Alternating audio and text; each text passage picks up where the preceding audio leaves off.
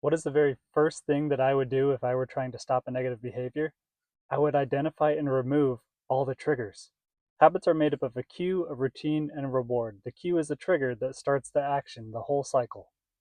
And if I could find out what that is and eliminate it, then I would never go through the routine cycle. So here's an example. During the Vietnam War, there was a huge opiate problem amongst American soldiers in the military. There were so many soldiers addicted to these drugs that the US military was concerned of what would happen after the war, and all of these men went back home. Would the communities that they returned to just be devastated by an influx of all of these drug addicts? What would happen? And astonishingly, after the soldiers went home, 90% of them never returned to opiates again. Now, on the outside looking in, you're probably thinking, how could that possibly be?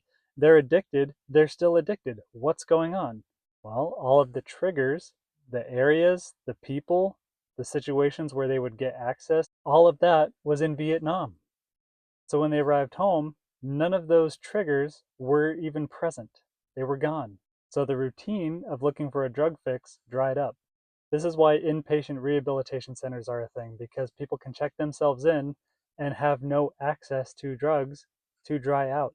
But here's the tricky thing about pornography. You can have access to pornography for free from a mobile device that's in your pocket wherever you go. So I'm not going to recommend that you smash your phone and go live up in the mountains with no Wi-Fi like a hermit. What I am going to suggest is that you need to start treating pornography like radioactive material. It will kill your sense of self-worth, your purpose, your drive. It'll damage your relationships. So with that in mind, how do you protect yourself from radioactive material? Nuclear engineers who have to work around radiation use three things: distance, shielding, and time.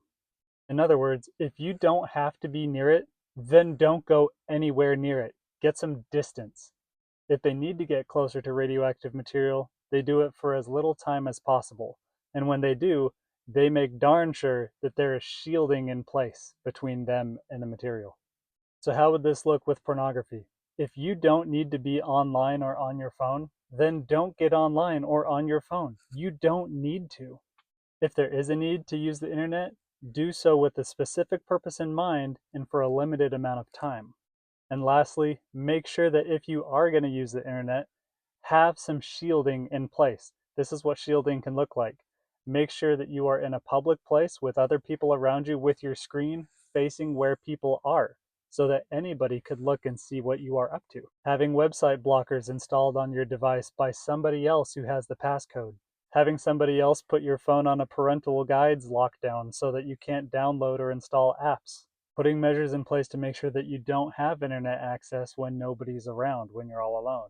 And if at any point you start to feel a strong desire to use and you're looking around for a way, pause and ask yourself, why am I feeling triggered to look for it? What's going on? What am I feeling right now? Because it usually does come down to an emotion, usually an uncomfortable emotion, like worry, uncertainty, fear. So, these are just basic first step safety things to get you 80% of the way of removing triggers. It does not help you develop emotional intelligence and resilience to reshape your identities and beliefs around using pornography or other vices to alter your mood. That work has to come later. But initially, the first step is basic safety. If you're ready to find out what the next steps are after basic safety, take my free assessment in my bio.